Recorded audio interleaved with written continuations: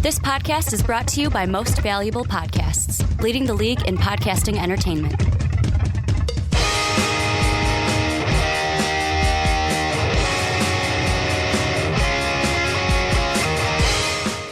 What's up, Real MVPs, Ricky Widmer here, along with the Mark Weber. Dub them ease. I had to pause for a second, because in my head I was like, what do I say? Because you're not Brandon, you're not Dave, you're not Sean, you're Mark Weber. It's the Mark Weber, and we're here for the Onside Kick, your pro football podcast here on MVP. It feels good to say that, even though the XFL is not a thing yet, but we got a jam-packed show. We're continuing our previews.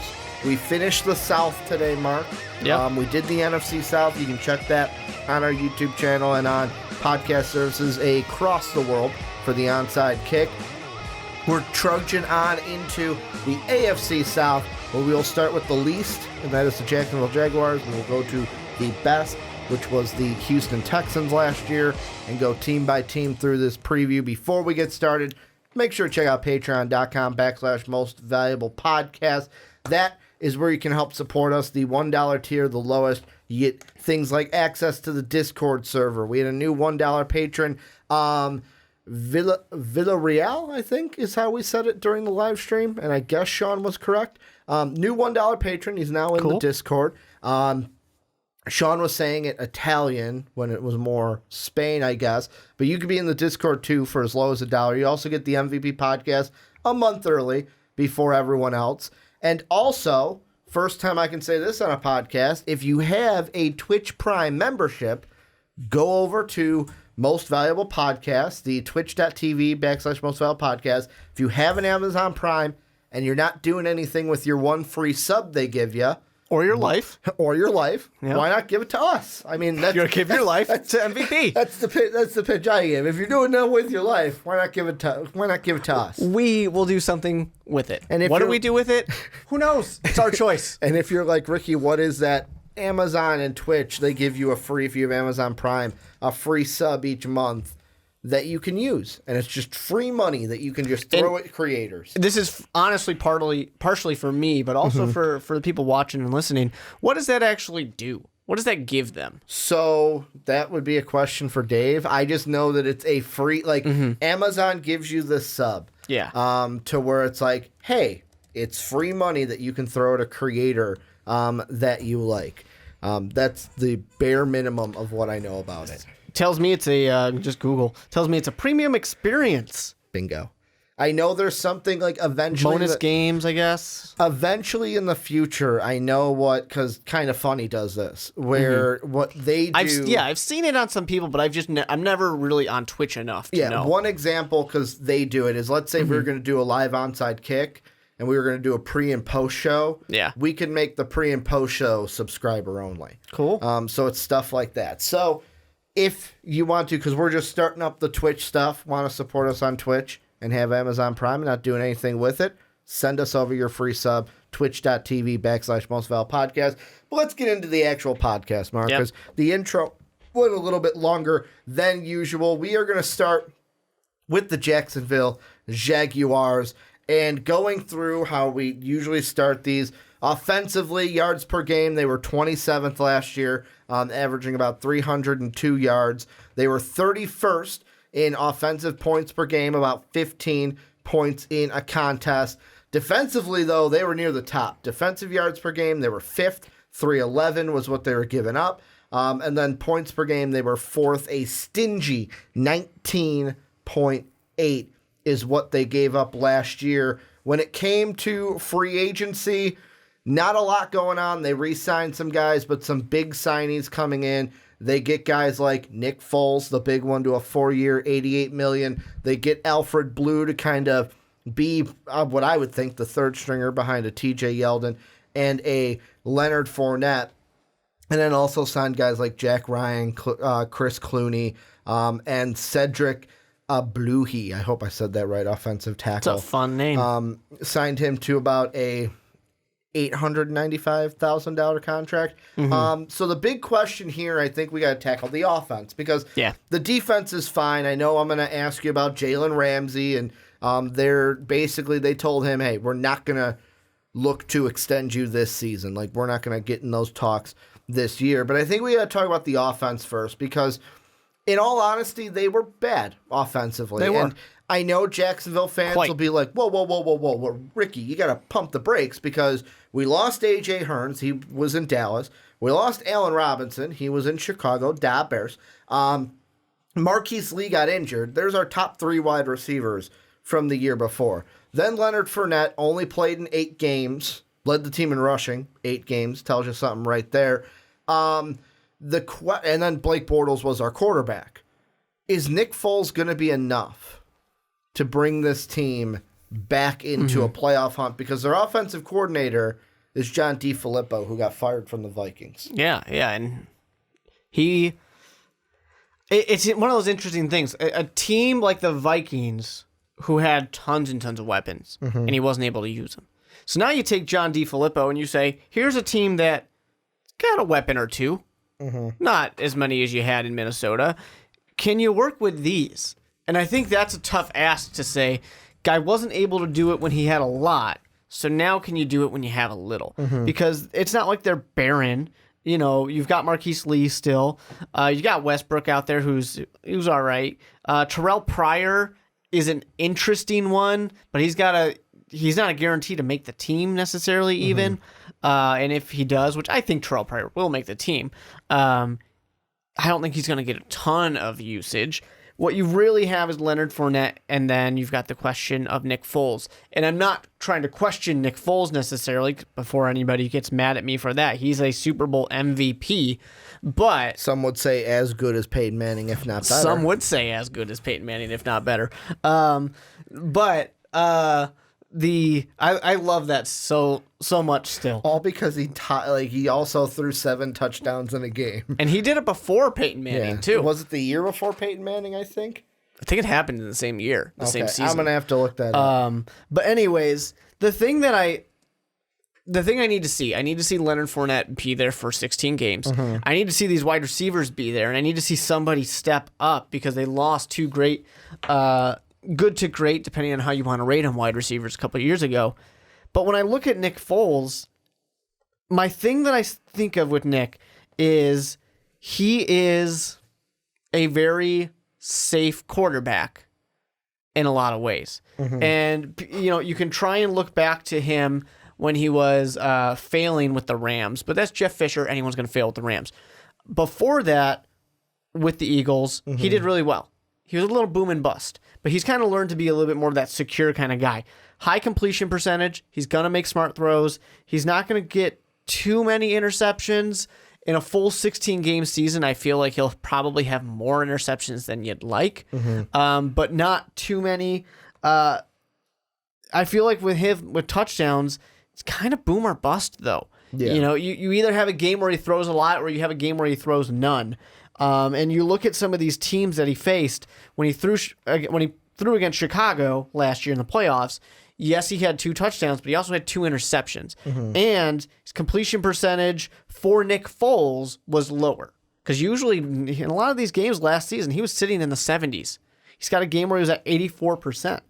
You look at these times when he faces these better defenses, like the Rams, for example, no touchdowns, 1 interception. Against the Atlanta Falcons, no touchdowns, 1 interception. It kind of becomes rough. Against the Saints, for example, in the playoffs again, the game they lost, 1 touchdown, 2 interceptions. You just get a little bit nervous, not because of Nick Foles. He's got the ability, but when I sit there and I think, are they hoping they're going to get the Super Bowl game against the Patriots out of Nick Foles, where he was amazing, 65%, 3 touchdowns, 1 interception, 373 yards? Are they hoping for that? Same thing with Minnesota. 3 touchdowns, no interceptions, 352 yards. He's just kind of a little unpredictable still, to where I feel like they're going to be setting all of their hopes on Nick Foles to fix everything. And it's going to almost be a Kirk Cousins-like situation. A little different than Kirk, but Minnesota fans said, we have Kirk Cousins. We are winning the Super Bowl. And it's not that simple. There are other things that go into it too, especially when the Jaguars are a team that your star running back needs to stay healthy, and you don't really have a true number 1 wide receiver. Yeah, and I mean, the thing I will say, I got 3 things I'm thinking about. Number 1, I'll mention it because you said the true number one receiver, do they technically need, like, the thing that I think about, and I know people are going to throw out about when I mentioned Allen Robinson earlier, it was some people may say who are Jaguar fans, well, that didn't matter. He was injured the year before, so we hadn't had him for 2 years. But before that, he was doing really well for your team. But, like, if I go back to 2017, which was the year that they almost made the Super Bowl, I look at it, and it's like, when you look at receiving, they did not have a 1,000-yard receiver. Their best receiver was Keelan Cole, 789, 3 touchdowns. The only other wide receiver that played other receiver that played 16 games was Mercedes Lewis, and he only had 318. So I almost look at it and go, you don't need a main guy if you've got a ton of guys. They had freaking Cole. They had Lewis. My computer decided, hey, we're going to go back to last year's. But the main thing is Leonard Fournette was also healthy. Yes. He only played, 13 games? And they had their defense, which was good last year too, but their defense was incredible.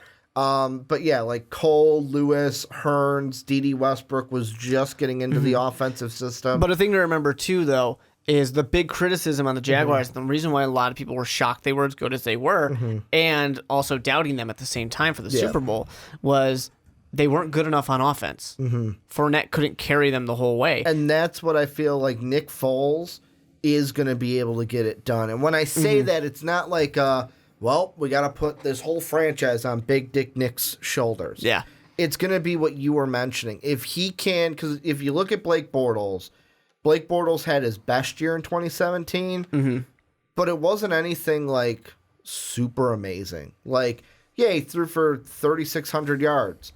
Matt Ryan's out here throwing for 4,400. Yeah, he had 21 touchdowns to 13 interceptions. Not bad, but not great. And then a 60% completion. Like, Nick Foles in this offense, they just need to, for me, be able to just not turn the ball over, have that high completion percentage. And the thing that I wonder, and we haven't seen this from Nick Foles, was his success in Philly a product of the system? Was it a product of what Doug Peterson has put in place in Philadelphia that allowed him to be successful? Yeah. Also, there wasn't much pressure on him because a lot of people were in the mindset of, well, once Carson comes back, Carson's our quarterback. Nick Foles, thanks for the Super Bowl. We love you here in Philly, but Carson's our guy. Yeah. Like, we drafted him for a reason. He's our guy. And he never had that pressure of, like, I have to be the guy. Where in this situation, he's the guy. Like, there's nobody above him. And I think it's interesting because maybe we'll also continue to get an answer to the John DeFilippo question here of how much did he have to do with that Super Bowl run with Nick Foles? Because he's the offense coordinator. They've reunited that because there were 3 of them. Here. There were Reich, Peterson, and DeFilippo. And DeFilippo was the bottom of the bunch, it seems like. And I find it funny. The Eagles, playoff team last year. Frank Reich in Indy, our boy Shane O'Mac's going to love it, had success at Indy. Yeah. John DeFilippo didn't have success in Minnesota. Not at all. So it's going to be interesting to see. But like I said, it doesn't have to all be on Nick Foles because they've shown that with Blake Bortles that they can get production out of someone if they're not, Peyton Manning. Although some would say Nick Foles as good as Peyton Manning. But, what I think the true key here is going to be that balance and having Leonard Fournette be successful and be healthy. If they can do that and they can't have him get hurt and all of a sudden they go, we don't have any running backs now. We can't get anybody running the football. If you have that, you are going to fail. And this is a team that has a great defense. They should continue to have a great defense next year. That shouldn't be much of a change. And that's going to help them out quite a bit too, because even if the offense isn't absolutely stunning, they'll still do just fine with that defense. And someone's probably already commented on it, but I looked at the depth chart at running back finally and was like, oh, that's right. That's why they signed Alfred Blue, because TJ Yeldon's now in Buffalo. So the running backs, because I was thinking, like, if Fournette's not there, who do they got? And if Fournette's not there, let's say he's not healthy again, Alfred Blue and Thomas Rawls are your next two, which, hey, Alfred Blue, They've former got Benny backup. Cunningham, too. Yeah, they do. Benny Cunningham. So it's like the first two, Stacked. former backup from Houston, former backup from Seattle. We'll see what they do. Before we move on to the defense, I got one last question about the offense. The tight end. So Mercedes Lewis, who's been there for years, like I mentioned, 2017, played all 16 games but only had 300 yards. I look at these tight ends and I go, who's the one that's going to step up?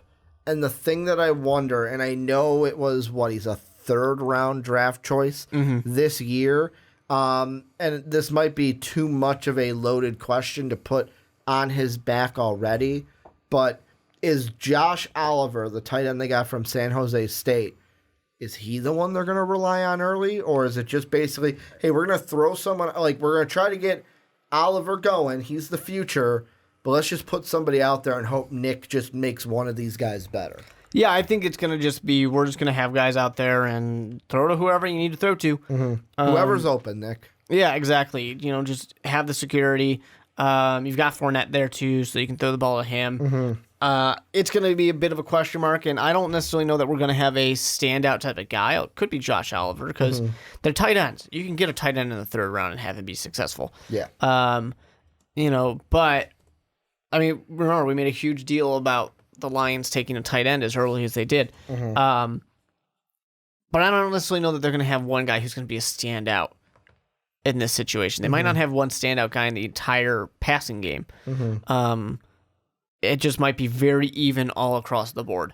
Well, and now moving on into the defense, to me, there's not a lot to pick with the defense because this is the best unit of the Jaguars. Probably For sure. The only thing on the field is Josh Allen, their draft pick from Kentucky, is he going to find a lot of playing time? Because there's a lot of big names in this defense. But the thing I want to start with is Jalen Ramsey. And Jalen Ramsey is 2 years out. So he's 2019, 2020. Then he's an unrestricted free agent. The team told him that they are not going to forego or they're not going to continue contract extension talks with him this season. And he was talking to the media at training camp. He said it.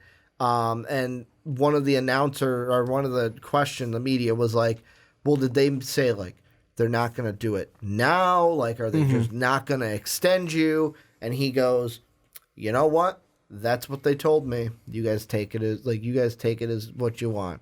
Like, all he was saying is they're not going to extend me. I'm assuming that is like right now, like, hey, let's see how much that mouth moves compared to how much production is this year, because you still got we still got you next year. We exercised that fifth option.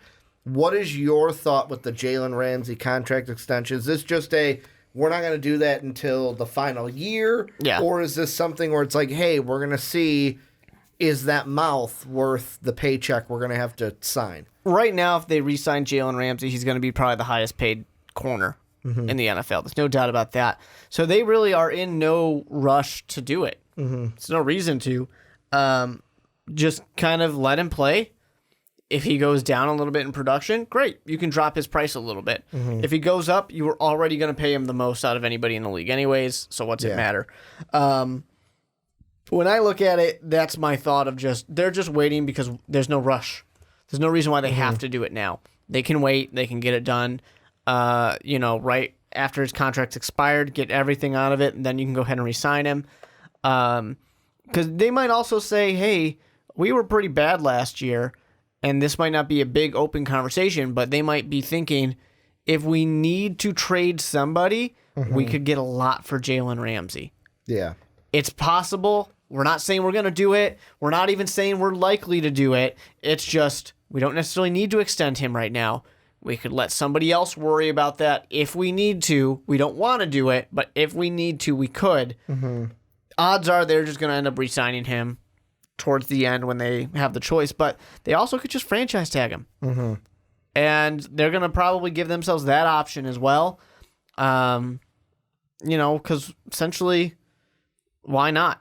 The owners have a much stronger leg to stand on than the players do when it comes to these negotiations. Well, and that's also the thing too of like people. You just type in Jalen Ramsey's name into Google, and it's like, should the Chiefs target him? Should the Raiders target him? Should the Jags even trade Jalen Ramsey? And for me, I do not get into those trade talks until after this season. I see how this year goes.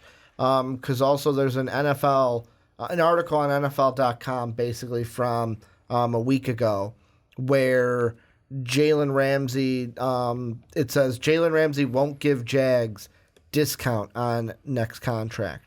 Where basically the quote is, next year, especially after I ball, they're going to come to me, hey, you know what? Hey, we want to holla at you. And then he whistles.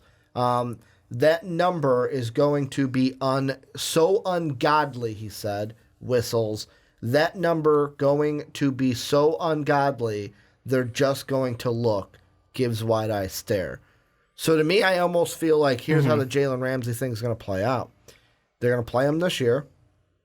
Next year, Jalen Ramsey's going to say, here's my ungodly amount. They're going to say, thanks for playing with us. We're going to trade you. It's possible. Like, that's what, unless they, like, the other route is, like you mentioned, they could say, no, we're not going to do that. And he's going to say, fine, I'll go somewhere else. And I'll go, double not so fast. Here's a franchise tag for you. Yeah. And then it becomes was it, fuck, I'm blanking on his name. Le'Veon Bell? No, not Le'Veon. Panthers corner now with the Redskins. Why am I blanking on his name? Yeah. Didn't he do the same thing where they franchise tagged him? They pulled his franchise tag. Okay, that's what it was. He was gonna sign it, and they pulled it. Josh Norman. Yeah, that's what I'm thinking of. Because I'm like, I thought that we had a corner that did the same thing. Yeah, they pulled it because they're assholes.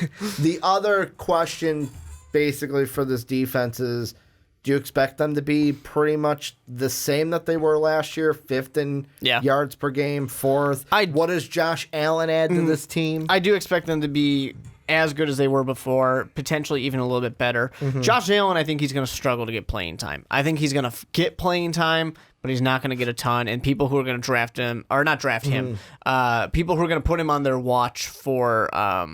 Defensive Rookie of the Year. Yeah, are going to be a little disappointed. Because, I mean, right now, our lads has him as a defensive end in the system. And it's like you've got Calais Campbell, you've got Giannis Yakue, I hope I said that right. You've got guys like Dwayne Smoot. Like, these guys are all going to be chomping at the bit to get, like, to eat. Yeah, and Josh Allen's totally going to get playing time, but it's not going to be a guarantee. It's not going to be right off the bat, potentially. You know, I sit here and I look at this team defensively, and the thing that's going to help them out is a more competent offense. Is Nick Foles not turning the ball over, completing his passes. Not being on the team a million minutes a game. Right? Leonard Fournette hopefully being healthy, that's going to help them out a ton. That defense is going to be a little bit more well-rested because you could tell, they were exhausted by the second half of every game. And we even had, of course, Jalen Ramsey being like, oh, we can't talk about what's wrong, but we both know what's wrong. You know the problem. I know the problem. Let's just say that. Yeah, exactly. And it's just like, well, that problem is gone now. So it should all be better. Now, here's something that just popped into my head that I will ask you, and this goes back to Jalen Ramsey for a hot second, is do you think now that a guy like Tom Coughlin is calling the shots as a football operations guy and not just a head coach, is it also going to be something where Tom Coughlin's like, you and that mouth do not fit what I usually like for my team chemistry? Could be.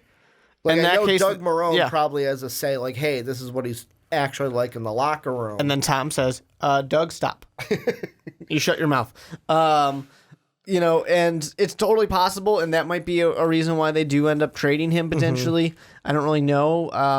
But Tom Coughlin also likes to win, and Tom Coughlin's had big personalities on his teams in the past. So I don't think that is necessarily a deterrent in the way it might be for like a Bill Belichick. But if you're not producing as well, then Tom Coughlin, I think, is going to be that guy to say, no, you got to go. And then last but not least, the schedule. This is something that we're going to jump into each and every team with the Jaguars. Just to lay it out for the AFC South, They play their own division, obviously. Then it looks like they play the NFC South, the AFC West, and then their intermittent games are an AFC East opponent and a AFC East and an AFC North opponent. So like in this one, the Bengals and the Jets are the two added ones to the Jaguars. What are your thoughts about Fun stuff. This schedule? Because the first thing that jumps out to me, 3 of the first 5 games on the road. Well, not only on the road, but they've got the Chiefs, they've got the Texans, they've got that Broncos game. That's a tough defense. And the Panthers are a tough team, especially defensively, especially when you're on the road. Then you got to play the Saints again. It starts difficult. Yeah. Do not, and especially for a team where Nick Foles has to get reacquainted to a new offense. He's got to get reacquainted to a new team. You got a guy like Leonard Fournette who wants to shake the rust off and get ready to play again. You have a team that needs to kind of re-gel itself. It's going to take a little bit to get going, so don't be surprised if there's a little bit of that slow start, and don't be surprised if you're going to see that ESPN headline that's like, oh, Nick Foles is a bust. Sorry about that. It's going to take a little bit, but then they've got a nice thing. They've got the Bengals. They've got the Jets. They got divisional games against the Texans and then the Colts and the Titans, the Buccaneers. So they get a little stretch where they can get some of these wins. They're not going to get all of them, but they can get some of these wins, kind of get themselves moving again. Eventually they'll play the Raiders. The Falcons are a bit of a question mark. And they finish up, of course, with the Colts. So they're going to be able to win some games, but I think they're going to struggle if they're trying to get back into the playoffs. Division, I don't think they're winning the division. They can at least compete in the wild card, but it's going to be a tough competition, that's for sure. Yeah, I think it's a 3-dog race in the division this year, and this will show through our preview. I'm not super high on the Titans. We'll get into that, but with this team, I'm not going to go out and say through the first 6 weeks win-loss, because I don't really know yet, but I will say at the least they're 2-4. I don't think this is a team because of their defense loses to Tennessee at home, loses to a team like Denver, but the other 4 are toss-ups, especially Houston, because we're expecting them to be healthy. In that week 2 game, the other thing that kind of, I don't know why this pops out into my head, but it's kind of like that's interesting.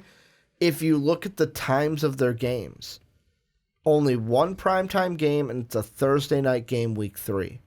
This is a team where I don't know if it's because they were last in their division last year. I don't know if it's because maybe ratings-wise, the NFL is thinking hey, the Jacksonville Jaguars are not as popular and are not going to bring in an audience to that prime time.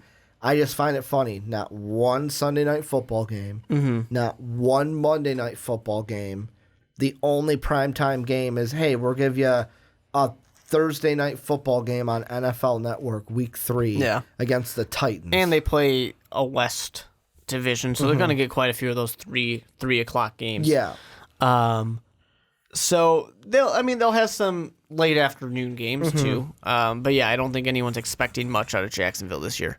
And besides Jacksonville fans. Yet again, late by end of the season. This is a team where I feel like no matter how hard the schedule is, I think they can overcome it. And that's the big thing of Nick Foles. How early is he going to gel to where, oh man, if we would have beat the Chiefs, beat the Texans early on, those would have been huge wins for us. That's probably what Jacksonville fans might say. But this is where you guys come in. Let us know what you think down below in that comment section. Jaguar fans, what do you think about your team heading into 2019? Let us know down below. And let's move on into the next team, Mark, and that is the Tennessee Titans. Going to throw out there, we'll do patreon.com/MostVal Podcast. That is how you support us. Make sure to bronze, silver, gold, any single tier, different rewards for you guys. That link down below in the description. And we're moving on. Tennessee Titans is the next team that we're looking at. And this is a team kind of in a similar boat to the Titans, I would say, where you look at offensively yards per game, or it's the Jaguars. Of course, they're in the similar boat as the Titans. They are the Titans. 25, very similar. It's eerily similar. 25th ranking offense, 312 yards per game. 27th in offensive points per game, about 19.4. They were 8th in defensive yards per game, 333 given up. 3rd in points per game on the defensive side, 18.9 is how many points they gave up. When it comes to free agency, the big one, I know this isn't free agency, but it was a trade. They bring in Counts. a guy like Ryan Tannehill. They sign Adam Humphries to a 4-year deal. They bring in guys like Roger Scaffold. They bring in, they re-signed Kenny Vaccaro. They signed Cameron Wake to a 3-year deal, which that Cameron Wake one is pretty big because they were already a really good defense. Now adding that, we're going to do the same thing we did as the Jaguars, where the defense is the strongest point of this team. Mike Vrabel being the head coach, of course, you're expecting that defense to be really strong. My question is for you. What does the trade for Ryan Tannehill mean for the Titans this year? Is it just an insurance policy for if Marcus Mariota goes down, we have a quality starting quarterback behind him? Or is there actually maybe some blood in the water and Ryan Tannehill could win the starting job at some point this season away from Mariota? Here's the thing about Marcus Mariota. He's a good quarterback. He really is. He's got a lot of that potential, rushing, passing, but he's not necessarily, I don't know how I want to say, like he's not going to get himself killed in the running game. It's not like he's running for 1,000 yards. Yeah, he runs smartly. Yeah, very smartly. There you go. I like the fact that he's got that 2016 benchmark year where, yes, only 61% completion, but 3,400 yards, 26 touchdowns, 9 interceptions. You just want that. That's what you're looking for. Trying to get that again. The year before, 19 and 10 touchdowns. Completion was fine, but yards were down. Yards were down in 2017, 13 touchdowns, 15 interceptions. You don't want that. You don't like it. 11 touchdowns, 8 interceptions. Got even worse. Now, of course, you have a new offensive coordinator, so that's going to help out. But you get a little nervous with Mariota because he hasn't really ever shown that he really has what it takes to really be a kind of top-tier quarterback in the NFL. Yeah. He's just very average all the time. And if we're going to criticize Jameis, which we've done, we have to criticize Marcus Mariota too, because it's the exact same thing. Guy who's got all the skills you need, but just hasn't been able to really lead the team. And Jameis has a few off-the-field type of things that you worry about too, where Mariota does not. But you sit there and you say, yeah, but Jameis puts up more yards, puts up more numbers than Mariota in that case. So they really kind of even out. You really just need Marcus Mariota to come out here and show that he was worth the number 2 overall pick in 2015. Because so far, besides that 2016, which showed like, yes, he's finally getting it together, he's never really shown you that he's been worth anything. So the question about Ryan Tannehill, I don't necessarily know if there's truly blood in the water. I don't really know if he's just brought in for an insurance policy. Part of me really feels like he is because, 14 or 15 games seems to be a pretty standard season for Mariota. He does get hurt eventually, but it's usually late in the season. Yeah. So Tannehill won't have a ton of time to come in here and play. Tannehill's also injury prone himself. He's had 2 seasons now, I think, where he's been hurt. So there's just kind of these big question marks here. I think what it really shows about the Tennessee Titans is they just don't really know what they're doing at the quarterback position. I also wonder, because like Ryan Tannehill was looking, the contracts, how they play out is, so Marcus Mariota is going to make $20.9 million this year. Very backloaded contract. He's a free agent after this year. Then you've got Ryan Tannehill. He's making about $2 million this year. He's a free agent after this year. And basically the question you have to ask... You can completely reset if you want. You could, and that's an option. Where let's say the Titans are, and that's actually interesting. I'll throw up Tankathon really quick. Oh, by the way, because I pulled it up and forgot to say during the Jaguar segment, you were right about the Nick Foles, Peyton Manning. They were in the same season. I thought so. Peyton Manning did it in September, and then Nick Foles did it in November of 2013. For some reason, I flipped when it happened, but it makes sense. So Tankathon's got the Titans as the 15th team right now in the 2020 draft. And I know it's a long time. Their mock draft has them going with CeeDee Lamb, wide receiver from Oklahoma. They could use it, that's for sure. So not a quarterback. But let's say they do have an injury-riddled season and they're a top 5 pick, top 10 pick in the draft. Yeah. They could go quarterback. Or the decision becomes, okay, how did they play? But Mariota's 25, going to be 26. Ryan Tannehill's 32. Yep. Like, that's the debate that goes on. Tannehill has fully entered journeyman quarterback mode. Exactly. And the thing with Mariota is I almost want to say, hey, I want to see that season, because 2017 wasn't a bad year.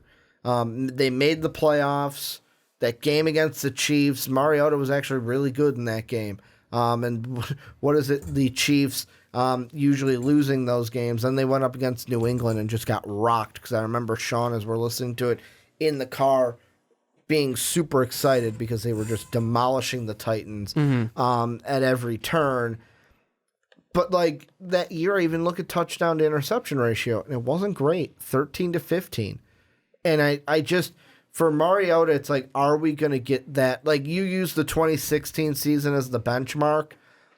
I just want to, like, are we going to get that year where we look at Mariota and go, yes, this is what we expected? And I mean, I don't know if we're going to get that. Like, Yeah. This is a team that I feel like could be a step behind the Jacksonville Jaguars, because Jacksonville went out and solved their quarterback issue, where I'm not saying Marcus Mariota is in the same discussion as Blake Bortles.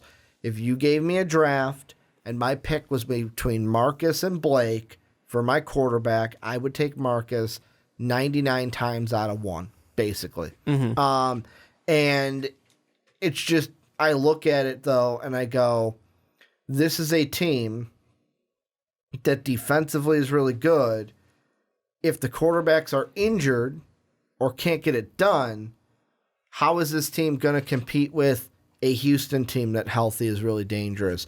A Colts team that under first-year head coach Frank Reich showed strides and are probably just going to get better this year. Oh, and then there's Jacksonville, who solved their quarterback issue. We think solved their quarterback issue and brought in a proven veteran like Nick Foles. And to me, there's a possibility that the Titans, we look at them, and they are the 4th team in this AFC South this year. Yeah. It's kind of sad to think about, too, because that 2015 draft class for quarterbacks, it's not looking so good. You had Marcus Mariota, you had Jameis Winston in opposite order, who both look like they might be out of their teams this year, potentially, or after this season. Next up, you got greats like Brett Hundley, Bryce Petty, Garrett Grayson, Sean Mannion. Nobody who's doing anything. Yeah, like Sean Mannion, it was back up with the Rams. He was never going to start over Jared Goff. Well, you got quite a bit of these guys that are backups, but it's just the kind of thing of like, you didn't really have anybody who was all that great. No one was going to compete with those two. Yeah. For the top. But those two at the top, looking like they're not that great anyways. They look like they're going to get to their the end of their rookie deals and say, good luck, have fun. You know, Arians will go get his guy. The Titans, honestly, if they have a bad season, they might reset the coaching staff. You think so? They'd get rid of Vrabel so soon? It happens in the NFL all the time. I mean, yeah. There is a phrase called getting chutted. Like, exactly. Correction. And fortunately, he won't get chutted. But a lot of these coaches, they only get to year 2. And then they're gone. So if it completely fails, it's that type of option of, do you let this new, this kind of current staff get a quarterback that they want? Do you just re-sign Marcus Mariota and hope that it gets better? Especially if he has a good year this year, because he could totally have a good year this year. We both, as much as we're kind of talking down about it, we both still like Marcus Mariota. Yes. He's a good quarterback. And the thing I was going to say that makes it, because you brought up Jameis Winston, the thing for me that makes me not just pull for Mariota, but also I like him better than Jameis Winston is because he doesn't have the off-the-field issues. Sure, but doesn't put up as much numbers. But that's the thing where it's like out of the two. Which one do you want? I mean, if you look at it, how many playoff games has Jameis won? Yeah. How many playoff games has Marcus Mariota won? So, I mean, it's in there. Yeah. I think if we compare the two, because obviously they're linked by draft class. Yep. Jameis's problem is that he gets in his own way. Whether that's throwing the ball on the field and turning the ball over, whether that's off the field issues and not making the right choices outside of football. Getting suspended. Where Mariota, to me, the main thing is just his body hasn't held up. And he's gotten injured at the wrong times. But he also week 17 injuries is what I'm which talking is totally about. true. But the other part of it too is he just hasn't given you the numbers you hope. Last year we were all so excited to see this Tennessee Titans offense. They looked like they were about to just step out and be amazing, and they weren't very good. And their offensive coordinator somehow gets promoted to head coach of the Green Bay Packers. But, it's just a big confusion there. But you look at this team now still, and they've got A.J. Brown. They've got Corey Davis. They've got Delaney Walker. They've got Derrick Henry, and then Deion Lewis, I think, is an awesome number 2 there. They've got so many weapons. But we were saying the same thing last year, that they had a lot of weapons. We were going to see the production finally come out of them. We need to finally see that production. Arthur Smith, the offensive coordinator, he has a lot to kind of step into. He really has a lot to work with, and he's another one of these guys who's kind of younger in their career. He can kind of really make a name for himself if he can get this team to perform as well as they have, as well as they have the potential to. You're more of the kind of college guy of the two of us. Yeah. But, he did come from Ole Miss, but he was more defensive in Ole Miss. And I don't really remember Ole Miss really being that great ever. This was in 2010, I guess, that he was around there. But then he did get to come over to the defensive side of the football for the Tennessee Titans, and eventually getting moved around for tight end coach, being that tight end for a while, stuck around. Mike Vrabel decided to keep him around. And then he gets promoted up to offensive coordinator to replace LaFleur, who did not do well at all. Well, it's weird, too, because he was with the Titans before Vrabel. Yes. He was under, let's see. He was with Mike Munchak. Yeah, not Munchak, Malarkey. Okay. Mike Malarkey, and then even Wisenhunt. He's a product of the he was there with Wisenhunt, then Malarkey, and now he's the offensive coordinator with Mike Vrabel, where you could look at that and say, well, guys, that kind of shows that maybe he does have what it means to be the offensive coordinator. I look at it and it's a question to me, because this is a team, if Arthur Smith isn't able to get it done and link with either Mariota or Tannehill, this is not going to be a good year for the Tennessee Titans. But the thing I did want to throw out, and the reason why I had those coaches at hand, was since Mariota came into the league, this has kind of been the story for the Titans. He comes in, Ken Wisenhunt's the head coach. During that rookie season, Ken Wisenhunt's fired. Mike Malarkey is now your head coach of the Tennessee Titans. He was promoted from tight ends coach. Apparently that's the way to go. Yeah. Be the tight ends coach of the Titans. Well, they got good Delaney Walker, so I guess that's it. But he had Jordan Michaels then as the OC. Malarkey gets promoted to interim head coach. Malarkey then wins the job. And then the offensive coordinator is Terry Rablinsky. I hope I'm saying that right. Titans fans will correct me. That was also the year they had Dick LeBeau on the defensive side. But Malarkey, Rabotsky, then in 2017, the first year in his NFL where, hey, I've got the same coach, and the same OC going into the next year. And then from 2017 to 2018, both those guys are gone. Vrabel's brought in. LaFleur's brought in. And his stats went down that year, too. Then this year, coming into this year, LaFleur is gone, bringing in Arthur Smith. So it's like we've only seen... He's getting that Jay Cutler treatment. Kind of. And you mentioned that 2016 year, and I mentioned how 2016 was a good year for them. I mentioned how 2017 they make the playoffs. But was not a bad year, but was a down year for Mariota. But that was those 2 years were the only years where he had a consistent no change in the coaching staff. And I wonder, how's that going to be on Mariota again to have another offensive coordinator in almost as many years? Yeah, exactly. It's tough. It really is. And this is a team where they need some consistency because you have that young quarterback. You have a lot of young weapons in general. You got young Corey Davis, young A.J. Brown. You've got young Derrick Henry there as well. You have a lot of your weapons. They need some type of consistency. And maybe they figure that having somebody who's been with the organization for so long, well, there's some consistency. I don't know. It's an interesting one. You can argue that's a good thing that he's been around for a long time. You can also kind of argue that it's not really that great of a thing that he's just been there for that long because it's like, if you never really gone anywhere else, like you've just been here kind of under the radar. He's got a little bit of a difference of defensive coaching and offensive coaching. So it's interesting. We'll see what happens with that. But Mariota, I think I easily can see him getting extended. Without a doubt, I can easily see that.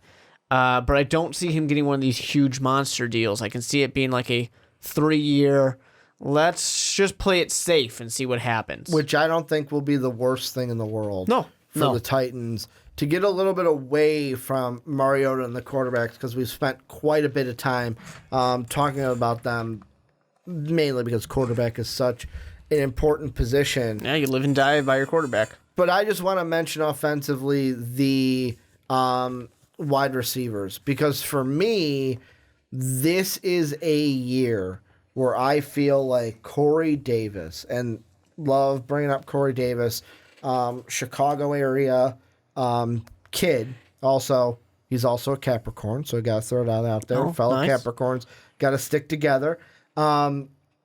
He's a guy where in 2 years into the league, we saw good things last year. I know Titan fans are going to yell at me if I don't say that. 891 yards, actually played 16 games the full year. My thing with Corey Davis is I want to see an 1,000-yard season season this year.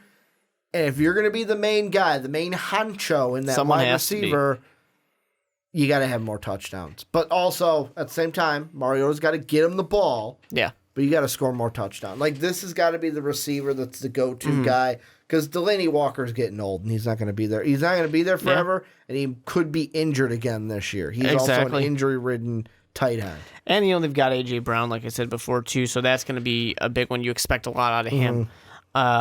So they've got weapons. They had the weapons last year, and now they've got even more. So there's really no excuse. You got to start to be productive as an offense. And you got rid of an offensive coordinator. Well, you didn't really get rid of him. He left somehow. And I remember that with Titans fans. Titans fans were really upset of like, are you serious? We're not going to get rid of LaFleur? And then it was like, wait, he's leaving? Okay, yay. Count your blessings. Right? And... they have to get more. They have to be more productive. You can't have yet another underperformance for this team because you've had 2 in a row now. Even getting to a playoffs, that's great, but it wasn't a very great year for you as a team. This defense is good. That's going to carry you pretty well. All the AFC South defenses are good. Yeah. It's going to carry you pretty far, but that offense needs to make this team actually competitive and make this team start really winning games. It's not like they were losing games last year. They were, 9-7? They were still a fine team, but they really need to take that next step forward. And I don't want it to seem like we're skipping over the defense because defense is important, but I don't think there's anything to really hit on with the defense. I expect similar things. I expect them to be just as good of a defense as they were last year. I expect them to take that much of a dip under Mike Vrabel. So that's why I kind of want to move into the schedule to kind of end off the Titans. And for me, the first 4 games at Cleveland, home against the Colts, at Jacksonville, at Atlanta. Mm-hmm. What a way! Like, talking about a tough defense, you get to play 2 divisional opponents, one of which on the road, and of course Jacksonville, Tennessee, always tough games. But now Nick Foles adds a variable into that equation. And just, can we talk about game 1? Like, I know that the Browns hype them, love them, hate them, whatever you want to do, but with that offense on paper, that is a pretty big task. And to be fair, if we're going to have a collapse in Cleveland, it's not going to happen week 1. Yeah. Well, and also that game in Cleveland is going to be jumping. Cleveland fans are going to be excited. OBJ, after he got the realization that, okay, I'm here in Cleveland, he's going to be excited. Baker's going to be going crazy. Like, I will the say, dog though, pound is going to be going nuts. For Tennessee fans, you got Yeah, if you watch our podcast often, you know that I enjoy a little bit of chaos in the NFL. For the sake of killing hype, because the hype is very down on the Tennessee Titans and very up on the Browns, I would love you Tennessee fans to walk into Cleveland and just beat them 40-15. You know, like, just Baker dominate them. Can't get it to OBJ all game. Because then the defense sacks those Baker will left be and right. Some headlines to see. Colin Cowherd's he's gonna have the best night of his life. He's gonna be loving it. He's gonna be tweeting nonstop. People are not gonna talk about Tennessee. Hey, but that's Baker, okay. maybe you should lay off the mic. Right? Lay off the mic and worry about playing football. Like, that's what it would be. Yeah, unfortunately, if that happens, you guys could score 100 points and people would still be like, "Oh yeah, Tennessee won," but Cleveland lost. Yeah, Tennessee had a good game. No, but look at the Cleveland Browns. They lost, and they lost bad. They gave up 100 points. Like, because I look at that, that's number 1. But then the toughest part, can we just look after the bye? It's terrible. Like, Jacksonville, Colts, all right, that's tough. Oakland, all right, that's probably a winnable game. Houston, New Orleans, Houston. Good effing luck. Like, if you're in the wild card race, which Houston, you probably can be. Houston could be injured at that time. Totally true. Asterisk. But, like, if you're in the playoff race here, the wild card race, which there's a good chance you will be, to go division. Well, actually, no, the Saints aren't in your division. I'm sorry.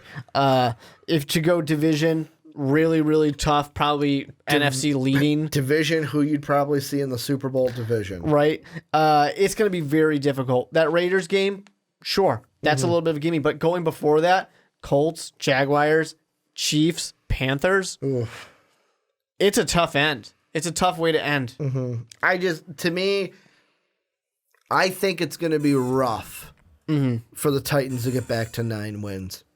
I think it is. Because, like, the Chargers are no joke. Denver's a wild card. I don't know what to expect with them and Vic Fangio's. Yeah, but that defense year. is going to be real good. Buffalo should be a winnable game, I think. Josh Allen year 2, it's going to be interesting to see what he does. Tampa, the benchmark. Got to win that game, Marcus. Got to stay one step ahead of Jameis, which I think they could do this year. And then Oakland. So what, like maybe 2-3 gimme games? Yeah. And then the rest are, let's see what you can do. Like, can they pull out a win here and there against a team they're not supposed to? You're right. They could. Yeah. But I don't know. I look at the schedule and I go, I wouldn't be surprised if this is a 5-6 win team next year, especially if one, if not both, of their quarterbacks go down. Because, like, you look at last year, and I know early on, Gabbert was the guy early on. They were, in the first 5 games, a field goal here, a touchdown here, from being 5-0 to start instead of 3-2. But I look at it and it's like, if you can do what they did last year, like steal a game against the New England Patriots in Week 10, if you could do other, like Washington when they played them late wasn't that good, but like they stole a game against Houston early in the year. They beat Jacksonville in that 9-6 game on, I think that was Sunday Night Football. Was that Sunday Night Football? I think it was. Oh, I'm thinking of the 30-9 game they played against Jacksonville Thursday night. But like if you can steal one against Jacksonville, or if you can steal that game in Cleveland, that is going to help you. Otherwise, I could see this team being I'm going to even go less, like 4 to 6 wins. And people looking and go, why did we regress after getting 9 wins last year? What are you thinking about the schedule? Just your final thoughts. Well, schedule's going to be tough. I kind of see the Titans being like a 7-win team, not taking a huge step back, but taking enough of a step back to be disappointing. And we'll see what happens with everything this year. I can easily see them saying, nope, we just need consistency. One more year, it's going to be fine. Let's give Mariota that small year. You know, give him like 3-year deal. Nothing crazy. Because especially if you're going to be a 7-win team, now you're not getting the best quarterback in the draft. You might not even get the second or the third best quarterback in the draft because there's a lot of quarterbacks coming out of this draft that are supposed to be highly rated. Unless they want to do what they did for Mariota and trade up. You could. No, I'm thinking they made a trade with the Rams when the Rams wanted Jared Goff. That's what I'm thinking of. You easily could make a trade. I don't know. It's going to be very interesting. This offense really needs to step up and show somebody something.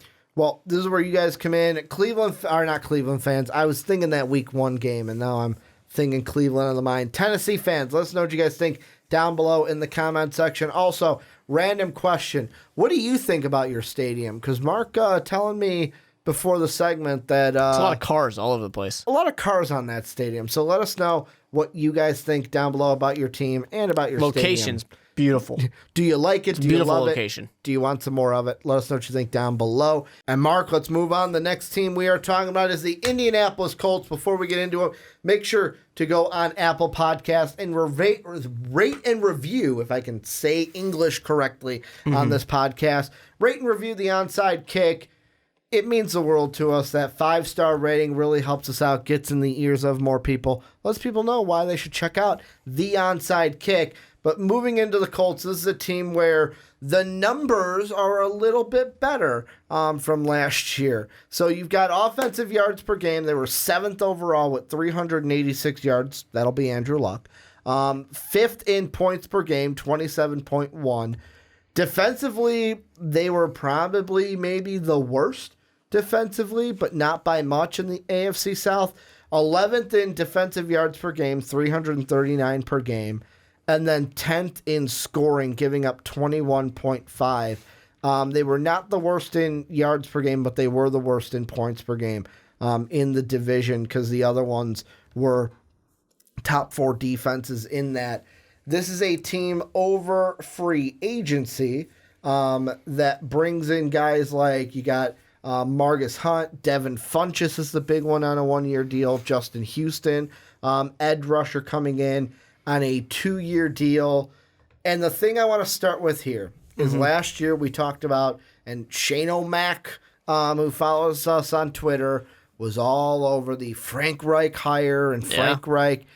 Frank Reich had a good year. First year, coming over from Philly, winning record, going into the playoffs, winning in the playoffs. They beat Houston 21-7 before losing to Kansas City and Patrick Mahomes 31-13. What are the odds for you, Mark, that this team replicates its success from 2018, where they sit there and last year they were a 10-6 team? Do they do that again? And is this a team that could maybe make more noise in the playoffs in 2019? I think so. I think this is a team that can replicate what they did before. You look at their draft and they really load up on defense. Also get themselves a nice, really nice wide receiver in Paris Campbell. He's one of my favorites. I'm really excited to see what they have added to this team that already was really good. The thing about the Colts last year was I think they kind of overperformed a little bit. They kind of really started to just start riding this team. And I think we saw that in the playoffs a little bit when they kind of got up against some really strong talent that they just didn't quite look ready to compete with that. But this is a team that you look at guys like T.Y., Funchess, Campbell. You look at Marlon Mack.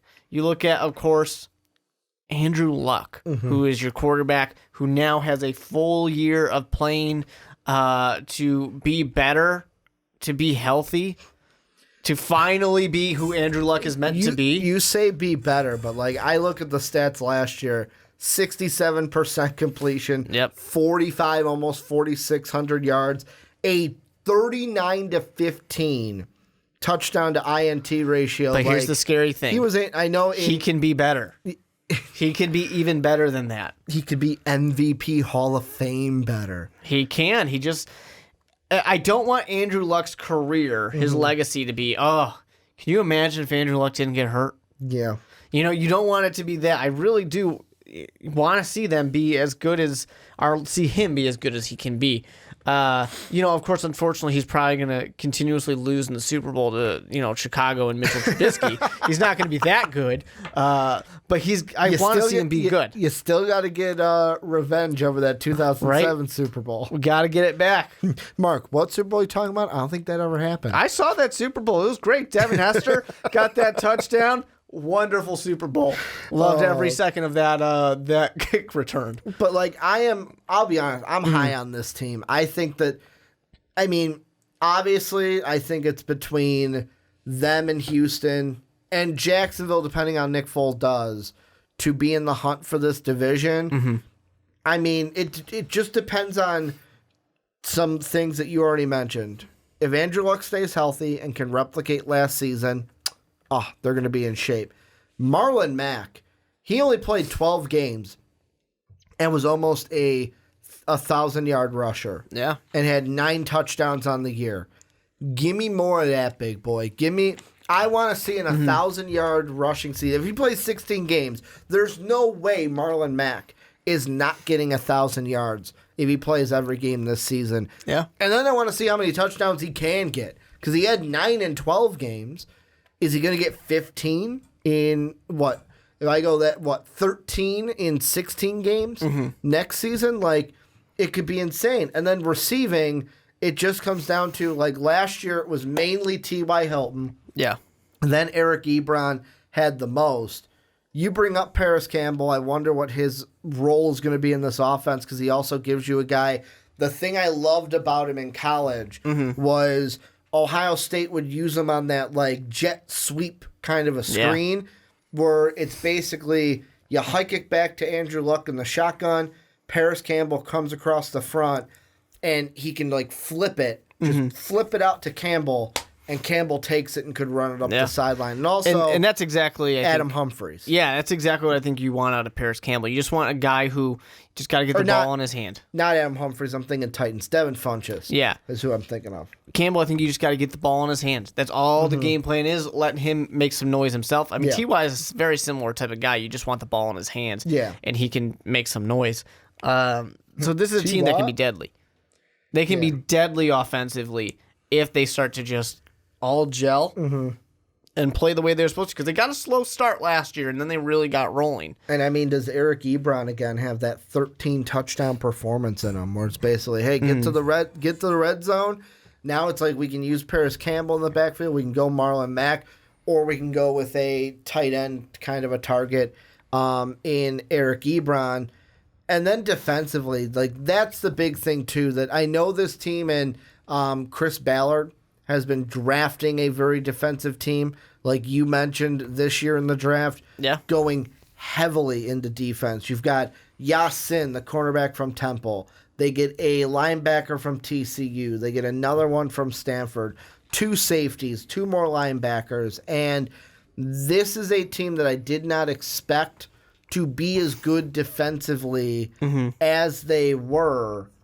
Could this defense even be better in 2019? Well, I think it should be better because, yes, the defense performed really well. There's no getting around that. But they had their moments where they were exposed a little bit. And I think that you can kind of see with this draft class, they're trying to get as much depth as possible. They're trying to get as much kind of relief guys as they possibly can, trying to kind of reload. So they're trying to kind of give themselves what they need to have a sustaining defense. And I think a fear that they have right now, especially with Ballard, is there's some young guys on this defense who you're going to have to pay.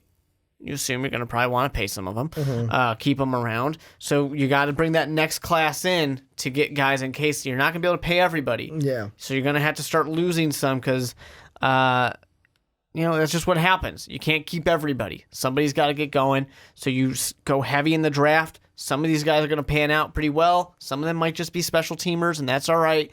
But you're going to have a lot of guys that you're trying to get there to be better because there's not much better this offense can really do. So the thing that I'm looking at too is this freaking schedule. And because this is a team where I feel like Frank Reich exceeded expectations, especially on my front, because it's like, I feel like we were like, well, let's see what we're going to get from Frank Reich in that first year. And they make the playoffs. Andrew Luck looks amazing. Marlon Mack is amazing in his 12 games. T.Y. Hilton over 1,000 yards last year. Defensively, they were a lot better. And it's like, holy shit, this is a team. Like, this is an actual team. And it's like, they go out there, beat the Texans in the wild card round. And then the divisional round, it's like, okay, here's your test. Can you beat the Kansas City Chiefs? And they couldn't. Yeah. People wanted to go back in history and play like the rematch of, I know this one was in KC, but like before when they played in Indy in the Peyton Manning days and how the Colts had the Chiefs number. Well, Patrick Mahomes is on this Chiefs team. And it was just too much for him. I almost look at the schedule and entirely for the AFC South and go, I just think the NFL hates this division. It's tough. Yeah. And the reason why I say that is, yet again, a beginning of the schedule I do not like. You get the Chargers on the road, which winnable game, but it's a tough winnable game to start your season. Then you get Tennessee, but it's at Tennessee to start. Winnable game, but still, ooh. Then you get the Chiefs week 5, where to me, the only big winnable games is like, I could see them 2-3, basically 2-3, 2-3 or 3-3. 2-3, 3-2 is what I was going to say. And it depends on those first two games. Because I think they're going to split them. I don't know. It's just who they win, who they lose against. I think the Colts have a fairly, compared to the rest of their division, a fairly easy schedule. Like, yes, you're going back-to-back road games. One of them is a divisional game against Tennessee. Colts, I think, have a decent shot at beating Tennessee in Tennessee. Falcons are a good team, but they weren't a very good team last year, so we got to bounce it back. Falcons and the Raiders were the ones that I was for sure giving them But then later on, you get to play the Broncos at home, so yes, they have a good defense, but you're going to be a better offense. You get to play the Dolphins. You're going to play the Buccaneers because everybody plays the Buccaneers. You have some of these games that are kind of like, all right, we can win these games. You have a little bit more winnable games than the rest of your, divisional opponents are. I think they're gonna be fine. The thing I don't like is that they have to play 4 road games in their or 3 road games in their last 4 games. That's a tough part. But depending on what the Jaguars are, it might not be that difficult. Same thing with the Panthers. You've got a couple of question mark teams at the end, and then you got the Buccaneers, which I think should be a win. So you really only have one of those games where you're like, yeah, that one's going to be really tough. But the rest of them are probably games where, there's questions to these teams. Your questions to the Panthers. Which Panther team are we going to see this year? How's Cam Newton going to do? Is he going to be healthy this year?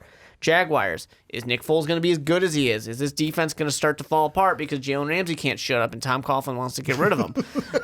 There are questions to those games where I think the Colts have a better route, although it's not perfect, it's not easy. But they have a better route than the rest of everybody does. I disagree, and I only disagree because the team that we have not talked about, I think, has the best ending to the schedule. And the reason why I say that is, so just looking at the last 3 games, you've got at New Orleans, home against Carolina, at Jacksonville. And am I saying they're going to go 0-3? No. But if you're fighting for a division, fighting for a wild card spot, and we have already mentioned, we think Houston's going to be fighting up there for the division. We think that Jacksonville is going to be up there fighting for the division, and this Titan team was 9-7, so they're no joke that you can just throw to the wayside. If you look at the rest of the teams in that time, the last 3, Jaguars have Raiders, Falcons, Colts. Not super hard. Raiders, Falcons, we'll see what we get from them. Colts is probably the hardest team. Then the Titans. We already talked about them. Texans, Saints, Texans, good effing luck. Mm-hmm. And then Houston, Tennessee, Tampa Bay, who's probably going to be a team that is trying to get that number 1 draft pick if they have not gotten it already. And they're looking to lose that game or looking to not play as many starters as they want because, we maybe want to get that higher draft pick.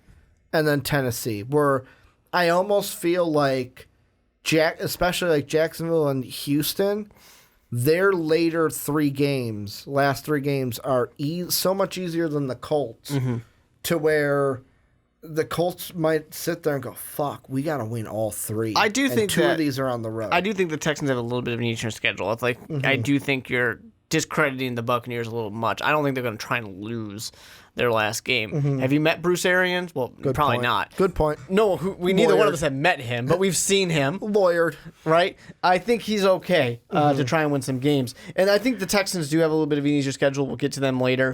But I do think the Colts have enough of those easier games. You sit there and like, how do the Colts get to play the Dolphins? We know how, but it's lucky that they get to play them.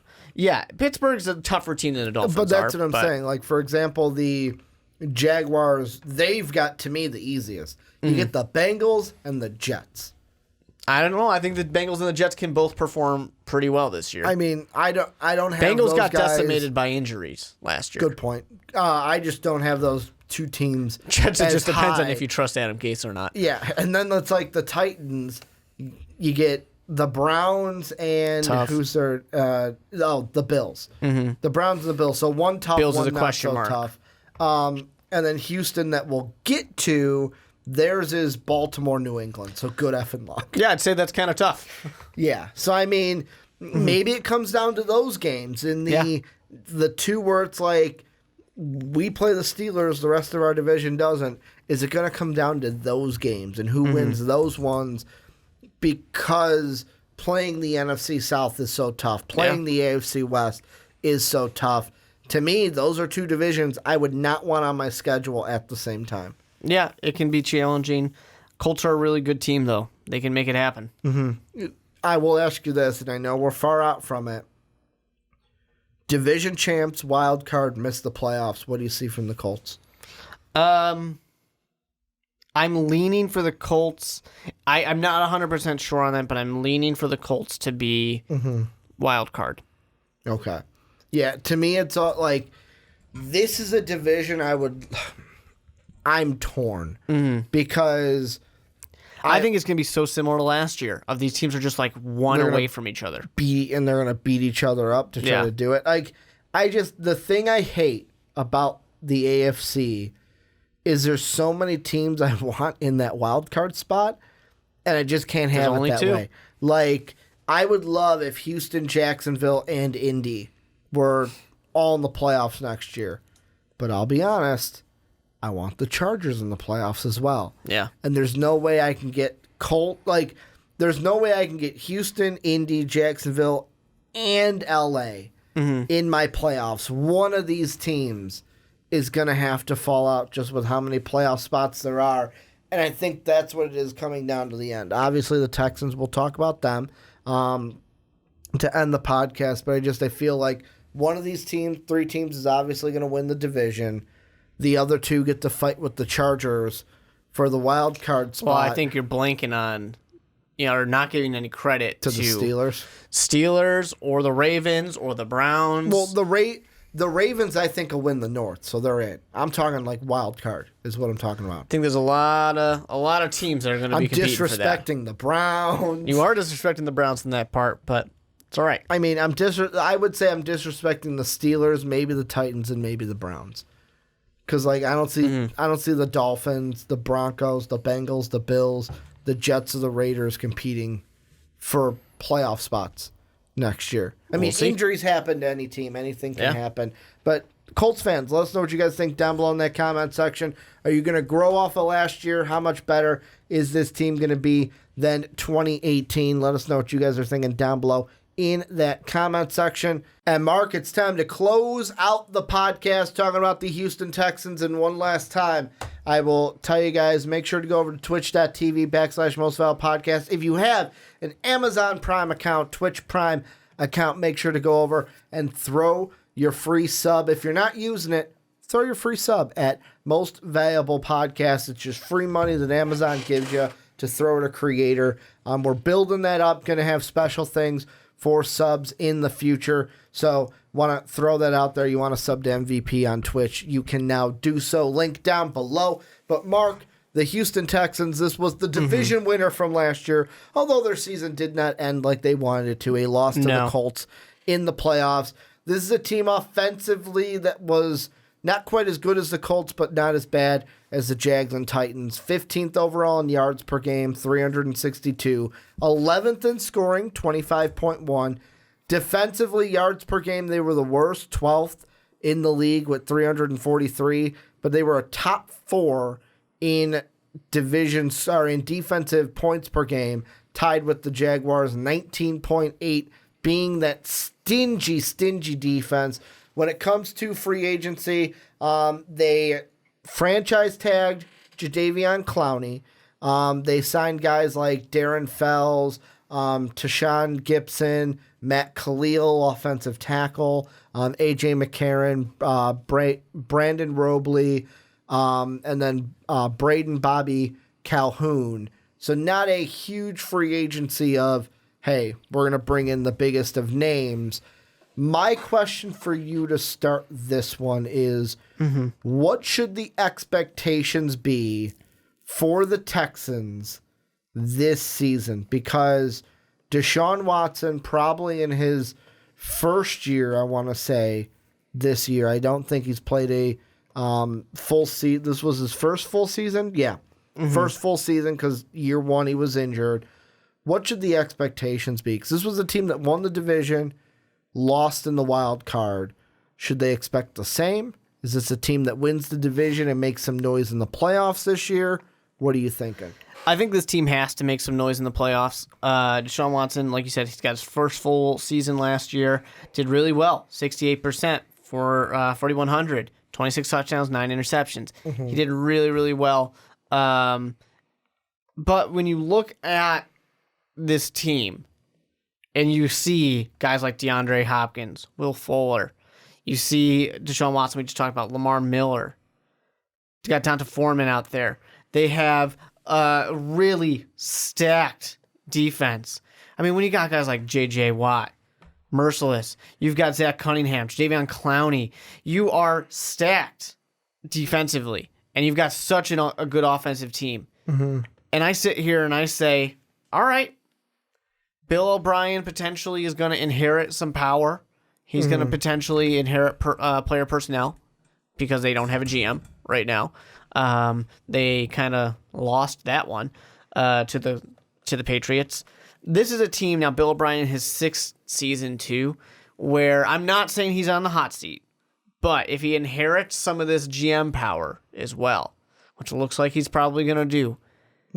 They need to make some noise in the playoffs. They do. They need to really prove that this team that has been so stacked for a long time, they've got this really good quarterback who had his first healthy year, hoping for healthy year number 2. They got to go out there and they got to prove themselves, and they've got the easy schedule to do it. It's not super easy because they're, in the AFC South, but they've got an easier schedule than most, I'd say, in some respects. They need to go out there and prove themselves. They need to win a playoff game. They need to get towards that AFC championship game. They need to prove that they are a real team here. I'm not saying they need to go to the Super Bowl because Patriots still exist, but they need to be a team that's competing and right there in the conversation. For me, I think, is this team set up this year to be 10-6, 11-5, losing the first round? And the reason why I say that... I think it depends on injuries. The reason why I say that is basically like last year you lose to the Colts in the wild card. 2015, you lose to the Chiefs in the wild card where they blanked you 30-0 on your home field. And I know Deshaun Watson wasn't playing. That was the Brandon Whedon, Brian Hoyer days, not the Deshaun Watson ones that we were used to the last 2 seasons. And that was really Deshaun Watson's first playoff experience in the NFL. For me, I'm not going to go on the limb. I almost went on the limb and was like, hey, you know what? Bill O'Brien might be on the hot seat after this year. But the thing I think we got to start thinking with the Texans is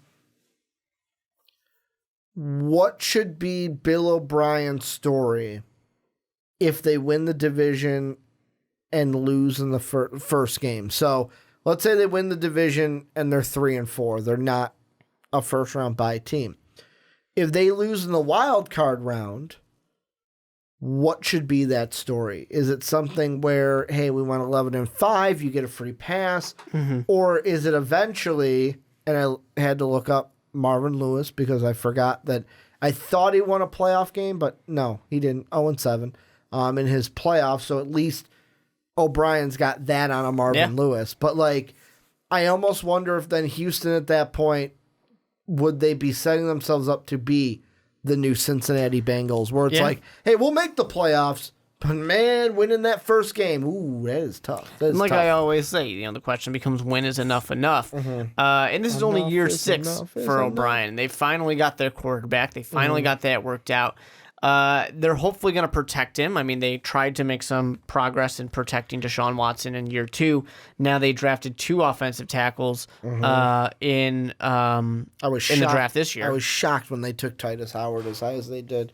They desperately need offensive line help, is what it comes down to. Need to keep him healthy.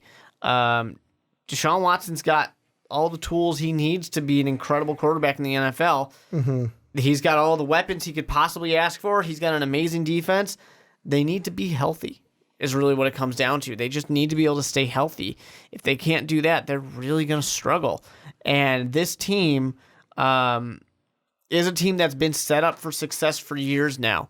And they need to finally prove it to us. Just like I was saying with the Tennessee Titans, how that offense has, we kept saying, this is the year where they're finally going to show us who the Tennessee Titans are. Yeah.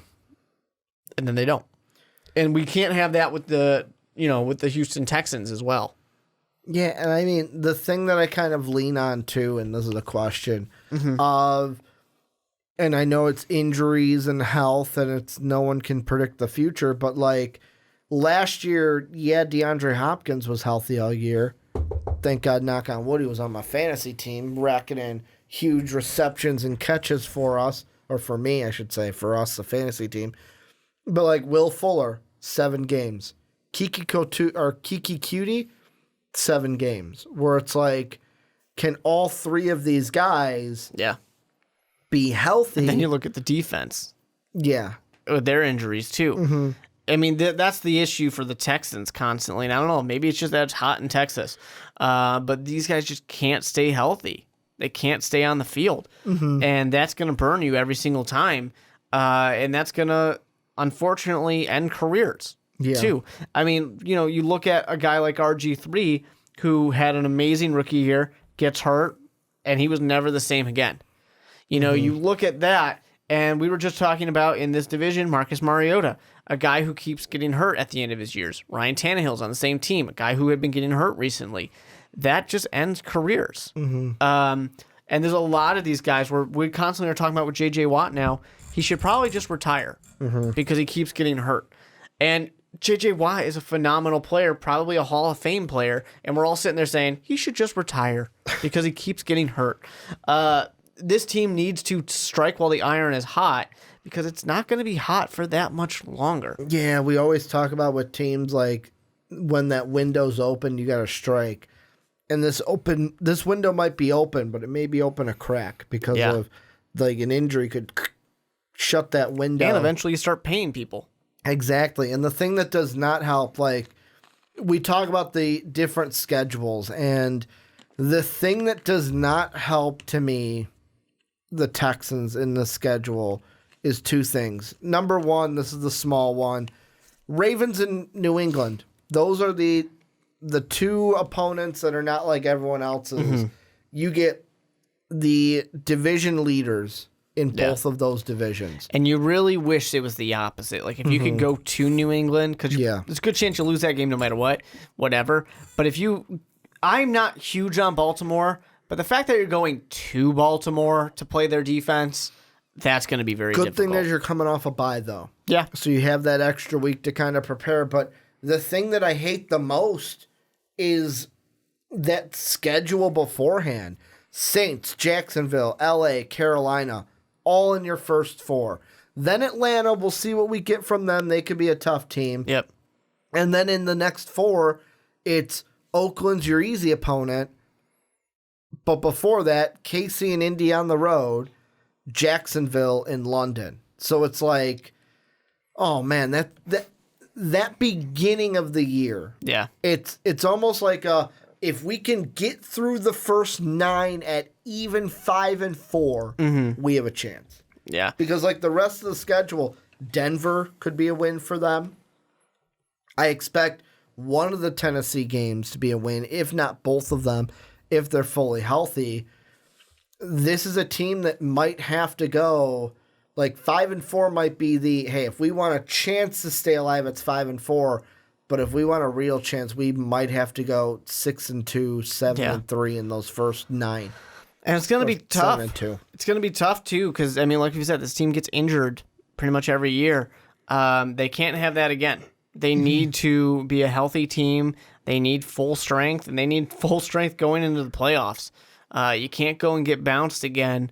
Go in there, be strong, make some noise, hopefully get a first-round bye, and make it easy on yourself to get to the AFC Championship game. And the good thing is if they do take care of business, though, early on in the schedule, because of who they've got later, like, if it was me, let's say Houston miraculously locks up the division after week 15. Yeah. I'd be like, well, okay, Deshaun and the starters, you're going to play the first half of week 16, take the second half off. All right, you'll start the Tennessee game, get a few drives. All right, take you out. I don't want you getting injured. To where it's like, you could almost take that last game. Like, the last 2 might be a stretch, but like, I wouldn't be surprised if they lock up the division week 15 or week 16. If week 17, it's like, hey, guys, you're not playing because we usually get injured and I need you next week. Yeah, it's totally possible. It's going to be a tough one. They are a team that has consistently gotten injured, as I said before, but on paper, they're a Super Bowl contender. Even with the injuries, they still have competed really tough, and they still have done well. Even with the schedule. Do you think I'm over harping how tough the beginning of their schedule is? No, I don't think so. You're playing playoff team, Jaguars, but playoff team, 2 teams that could possibly be going to the playoffs this year if they played like they had 2 years before. But that's the thing, even with the Jacksonville Jaguars, once again, 2 years before they were a playoff team. You have so many teams that are really challenging, really tough, that I don't think you're over harping it at all. I think that it's just the reality of it for the whole division is they have a very difficult time because they have to play the NFC West, which had multiple playoff teams. They got to play their own team this year again. Yeah, exactly that. Their own division had multiple playoff teams last year. So you're playing so many of these playoff teams. It just makes it challenging. Yeah, and I almost sit there and I think when it comes to the standings, like I almost want to say, and this goes with anybody who wins this division wins the division from this division. Yeah. That doesn't sound right, but you know what I'm saying. Like anybody who wins this division, the best you can, in my mind, the best you could get is the 3rd seed. Because like, let's say Houston wins it again. I wouldn't be surprised if it's, well, you tied with the Patriots, but the Patriots beat you, so they're going to be the 2 seed. You're going to be the 3 seed. Could be. I almost feel like Chiefs and Patriots are locked to be number 1 and number 2 in the AFC. Maybe. I mean, it's going to be tough to be a number 2 seed or a 1 seed when you're playing your division, which is really tough, but the Chiefs division is really tough too. Yeah, and I mean, the big one there is Oakland and Denver. What are we going to see from them this season? anything with the Texans you think that we missed out on that we should ask? All I want to say is let's just please protect your quarterback. Yeah, I mean, especially like Deshaun Watson. I almost said Deshaun Watson. Deshaun Watson, who was injured in college, injured first year in the NFL. Like, once you get those recurring injuries, usually they don't stop. It becomes a history. But Texan fans, let us know what you guys are thinking down below in that comment section. Is this a team that should be the favorite for the South? Colts are coming for you. Jags are coming for you. Titans at 9-7 last year. They're still there. A bad team. Like, this could be the toughest division. Like, you know how they say, like, pound for pound in, like, UFC and fighting? Like, this could be the toughest division pound for pound, where basically what I mean by that is, just like last year, division winner is 11-5, and this year maybe the last place is like 7-9, 8-8, compared to what it was last year at 5-11. I don't think we have a team. I'd be shocked if we have a team 6-10 or below in this division, unless they just get decimated by injuries. But let us know what you guys think down below in the comment section. Make sure to support us on Patreon, patreon.com/mostvaluablepodcast. I want to thank our patrons for their support. Discord is always bouncing. You can get into that for as low as $1. Check out those rewards in the description below. Make sure to follow us on Twitch. Give us a sub on Twitch. Make sure to review and rate and review the podcast on Apple Podcasts. It really means the world to us. Every 5-star rating helps us get into the ears of more people. Want to thank the Mark Weber for joining me as usual. I'm at Ricky Widmer. Most Valuable Podcast is at Most Valuable Pod. And as always, have a good day, everybody.